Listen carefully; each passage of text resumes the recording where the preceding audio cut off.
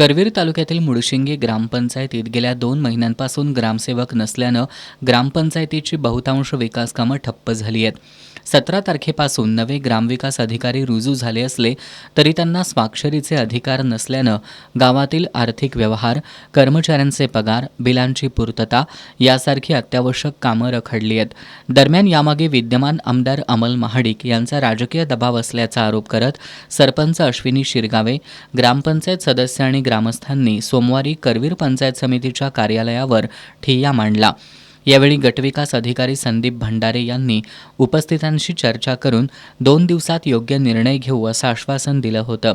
दरम्यान आज या प्रकरणी गटविकास अधिकारी संदीप भंडारे यांना विचारणा केली असता ग्रामसेवक संदीप धनवडे यांना आवश्यक त्या कागदपत्रांसह बोलवल्याचं सांगितलं. कागदपत्र तपासल्यानंतर निर्णय घेण्यात येईल. तसंच कर्मचाऱ्यांचे पगार आणि इतर अत्यावश्यक कामं कोणत्याही परिस्थितीत थांबणार नसल्याचंही त्यांनी स्पष्ट केलं.